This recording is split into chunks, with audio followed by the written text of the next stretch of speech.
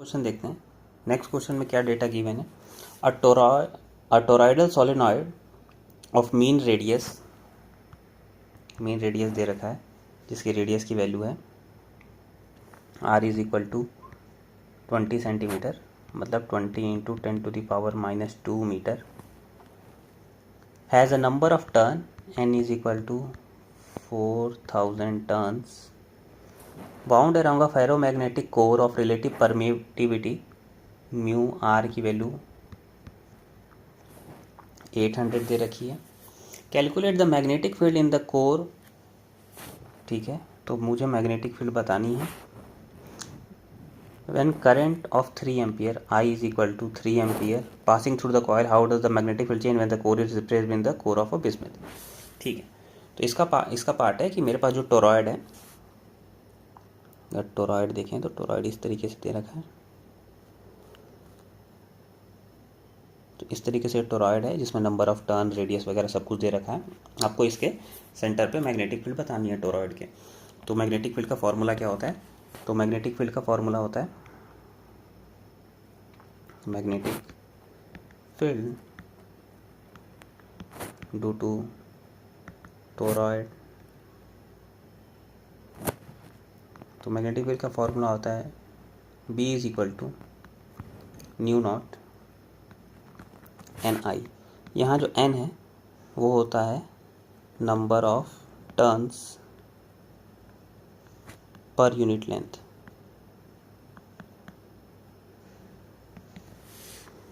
ठीक है, number of turn per unit length, मतलब मेरे पास जो भी नंबर ऑफ टर्न होगा, मतलब n पर यूनिट लेंथ। अब टोरॉइड एक सर्कल है, तो सर्कल का लेंथ क्या होगा? उसका सर्कमफेरेंस। तो स्मॉल n की वैल्यू एक्चुअली ये है।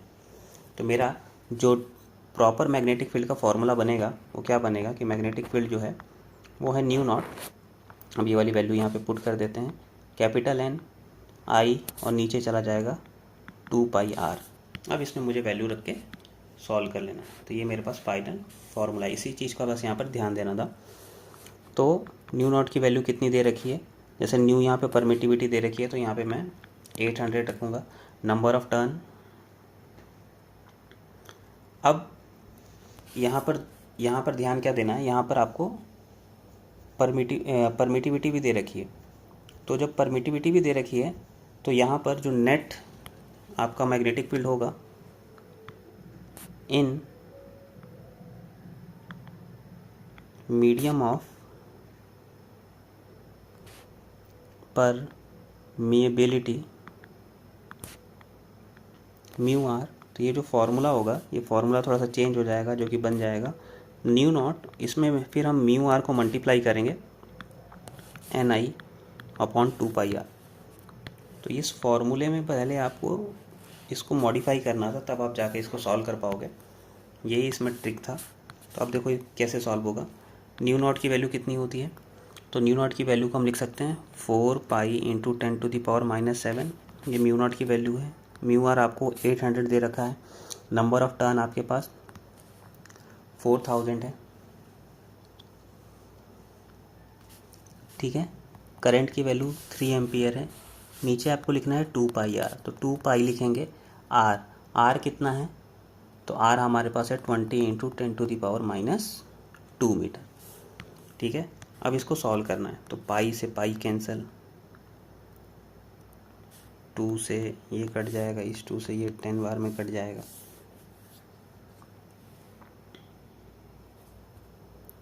और इसको जब हम सॉल्व करेंगे तो मेरे पास फाइनल वैल्यू जो है वो आ जाएगी 9.6 टेस्ला। ये आ गई मेरे पास मैग्नेटिक फील्ड। इसको कैलकुलेट कर लेना, तो ये इतना आ जाएगा। अब कह रहा है कि क्या होगा जब मैं उसके कोर को रिप्लेस कर दूं बिस्मिथ में। ठीक है, तो बिस्मिथ का जो म्यू आर होता है वो लेस देन 1 होता है। अगर मैं इसको बिस्मिथ से रिप्लेस करूंगा, आयरन कोर है नहीं, फेरोमैग्नेटिक नहीं, वो डायमैग्नेटिक मटेरियल आ जाता है। तो अगर मैं बिस्मिथ से उसको रिप्लेस करता हूं तो म्यू आर की वैल्यू कम हो जाएगी। अगर म्यू आर की वैल्यू कम हो जाएगी तो मेरी मैग्नेटिक फील्ड क्या होगी? मेरी मैग्नेटिक फील्ड जो है वो डिक्रीज हो जाएगी। तो होगा क्या? बिस्मिथ को डालते ही magnetic field inside the core reduces because of relative permittivity of bismuth is less than 1। तो ये हम इसको बता सकते हैं।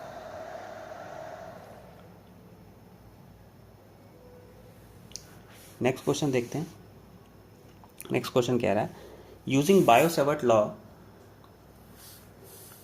derive an expression for a magnetic field at the center of a circular carrying wire of radius r, number of turn n and carrying a current I। तो इसका ये जो पहला पार्ट है वो है मैग्नेटिक फील्ड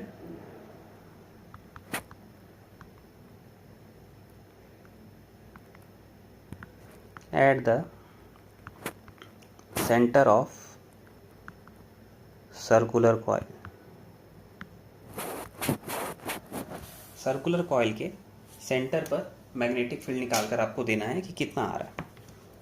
ठीक है, तो इसके लिए एक डायग्राम बनाते हैं।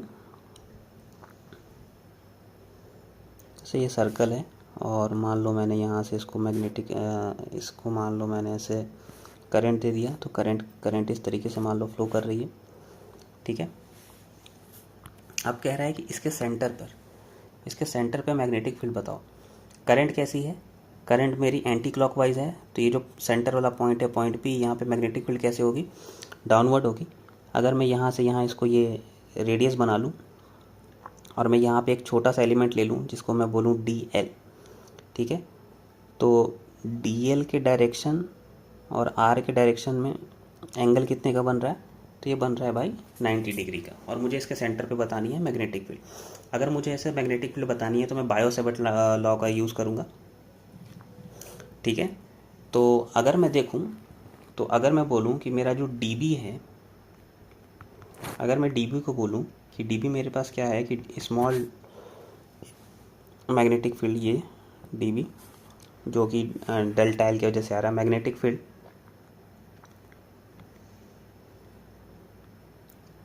Field intensity at P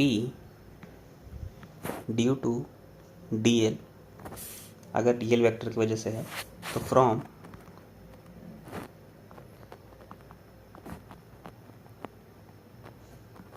bio-Savart law, अगर मैं बायो-सैवर्ट लॉ का यूज़ करता हूँ तो बायो-सैवर्ट लॉ क्या बोलता है कि जो स्मॉल एलिमेंट के कारण मैग्नेटिक फील्ड होती है वो होती है μ0/4 पाई IDL sin θ/r²। अगर मैं यहाँ पे वैल्यू रखूँ तो अब मैं क्या कह सकता हूँ कि मेरा जो टोटल बी नेट आएगा सेंटर पर, वो बी नेट क्या आएगा, जो मेरा छोटा सा मैग्नेटिक फील्ड है एलिमेंट के कारण, अगर मैं उसको पूरा इंटीग्रेट कर दूँ तो मुझे मेरा बी नेट मिल जाएगा। चलो, छोटा सा मैग्नेटिक फील्ड कितना बड़ा है, तो छोटा सा मैग्नेटिक फील्ड तो इतना बड़ा है, इसको मैं यहाँ पे पुट कर देता हूँ, जैसे μ0/4 पाई IDL साइन, और साइन मेरे पास 90 डिग्री है। DL और R के बीच के एंगल को साइन थीटा बोलते हैं, तो यहाँ पर 90 डिग्री है अपॉन R²। जो चीज़ें कांस्टेंट है वो प्रोपोर्शनल के बाहर आ जाएंगी, जैसे μ0/4 पाई बाहर आ जाएगा, IR² बाहर आ जाएगा, साइन 90 की वैल्यू 1 होती है और DL यहाँ पर बच गया। DL क्या हो जाएगा, सर्कल है तो पूरा मेरे पास लेंथ कितना आ जाएगा, तो मेरे पास पूरा लेंथ जो होगा वो आ जाएगा 2πr, जो कि सर्कल के सर्कमफेरेंस के बराबर होता है। अब मैं अगर इसको सॉल्व करूं तो ये वैल्यू आ जाएगी μ0I/2r, और ये रही मैग्नेटिक फील्ड की वैल्यू। जो चीज़ें कैंसिल आउट हो रही है, जैसे R से R कट जाएगा, पाई से पाई कट जाएगा, 2 से 2 इसको काट देंगे तो ये बचेगा। तो ये है magnetic field intensity at the centre. अब इसमें क्या कह रहा है, नंबर ऑफ टर्न n है, तो फॉर n टर्न्स जो मेरे पास मैग्नेटिक फील्ड होगी वो मैग्नेटिक फील्ड हो जाएगी B = μ0, इसी में n मल्टीप्लाई कर देंगे। ठीक है, तो ये मेरे पास नंबर ऑफ टर्न n के लिए मैग्नेटिक फील्ड हो जाएगी। इसका नेक्स्ट पार्ट क्या है, 2 identical small circular coil mark 1 and 2 carrying equal current and place to their geometrical axis perpendicular to each other as shown in a figure. Derive an expression for resultant magnetic field intensity at O। ये जो diagram दिख रहा है आपको, इस diagram में 1 और 2 coil है जो कि म्यूचुअली परपेंडिकुलर रखा हुआ है। अब क्या कह रहा है कि इसके आपको पॉइंट O पर रिजल्टेंट मैग्नेटिक फील्ड इंटेंसिटी का एक्सप्रेशन डेराइव कर देना। ठीक है, इसका एक्सप्रेशन डिराइव करते हैं। ध्यान से देखो, इसको मैं यहाँ पर थोड़ा सा रीड्रॉ कर लेता हूँ, पार्ट 2 इसका जो बी पार्ट है उसको थोड़ा पहले रीड्रॉ करके देखते हैं। तो हम देखते हैं कि यहाँ पर एक कॉइल रखा हुआ है, उसके यहाँ पर एक एक्सिस है, इस एक्सिस से यहाँ पर फिर एक कॉइल रखा हुआ है, क्योंकि ये इसके सेंटर से जा रहा है। ठीक है,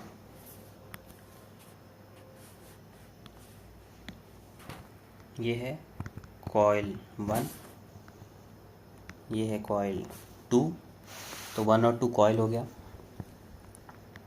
ये रेडियस R है, ये रेडियस R है, ठीक है। यहाँ से लेकर सेंटर पे ये वाली पॉइंट O है, इसकी डिस्टेंस यहाँ पर x है, और ये डिस्टेंस भी हम x ले लेते हैं, ठीक है। दोनों डिस्टेंसेस से बराबर रखी गई। करंट देखते हैं। करंट जो है, पहले वाले कॉइल में करंट जो है वो इस तरीके से है, ठीक है। अगर करंट इस तरीके से है तो यहाँ पर मैं अगर वो लगाऊँ, राइट हैंड थंब रूल लगाऊँ, तो O पर, पॉइंट O पर कॉइल 1 के कारण जो मैग्नेटिक फील्ड होगी वो आएगी अंदर की तरफ, राइट हैंड थंब रूल लगाने पर। कॉइल 2 पे करंट जो है वो ऐसे एंटी क्लॉकवाइज है। अगर मैं यहाँ पर देखूँ तो कॉइल 2 के कारण पॉइंट O पे जो मैग्नेटिक फील्ड जाएगी वो जाएगी इस डायरेक्शन में, परपेंडिकुलरली अपवर्ड। ये जो एंगल बनेगा ये कितना बनेगा, ये 90 डिग्री का बन रहा है यहाँ पर। अब मेरे पास जो नेट मेरा मैग्नेटिक फील्ड होगा वो ना तो B1 के डायरेक्शन में होगा, ना तो B2 के डायरेक्शन में होगा। नेट मैग्नेटिक फील्ड क्या होगा, इन दोनों के बीच के रिजल्टेंट के डायरेक्शन में होगा। तो अगर मैं ध्यान से देखूं तो मेरे पास एक मैग्नेटिक फील्ड लग रही है इस डायरेक्शन में, एक मैग्नेटिक फील्ड लग रही है इस डायरेक्शन में। मेरा जो नेट मैग्नेटिक फील्ड आएगा वो नेट मैग्नेटिक फील्ड इन दोनों के बीच में आएगा, जिसको मैं यहाँ पर बी नेट बोल रहा हूँ। अब इसी बी नेट को मुझे कैलकुलेट करना है।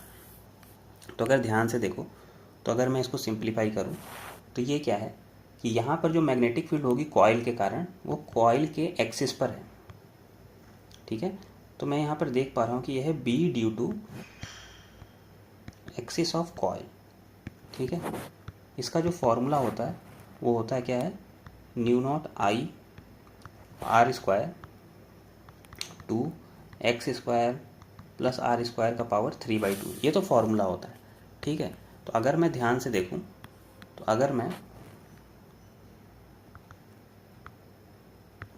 फॉर कॉइल 1 एंड 2 देखूं, तो अगर मैं B1 की वैल्यू को B2 के वैल्यू के बराबर और जिस वैल्यू को मैं B बोल दूं, तो मैं यहाँ पे क्या लिख सकता हूँ, उसको मैं डायरेक्ट लिख सकता हूँ न्यू नॉट, करंट दोनों में I फ्लो हो रही है, दोनों का रेडियस R है, दोनों x डिस्टेंस पर है, रेडियस भी दोनों का R है, तो ये 3/2 है। तो अगर मैं इसको इस तरीके से लिखूं तो ये मेरे पास एक जनरल फार्मूला हो गया B1 और B2 दोनों के लिए। अब मुझे रिजल्टेंट निकालना है, तो रिजल्टेंट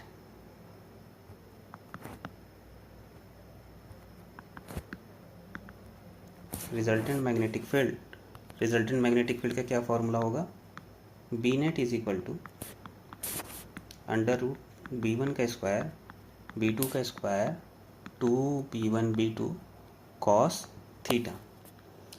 कॉस थीटा की वैल्यू को ध्यान से देखेंगे तो थीटा मेरे पास यहाँ पर 90 डिग्री बन रहा है, तो ये वाला टर्म मेरे पास कैंसल आउट हो जाएगा। तो मेरे पास ये जो बी नेट की वैल्यू बचेगी, तो ये बी नेट की जो वैल्यू बचेगी मेरे पास, वो बी नेट की वैल्यू क्या बचेगी, B1 का स्क्वायर प्लस B2 का स्क्वायर।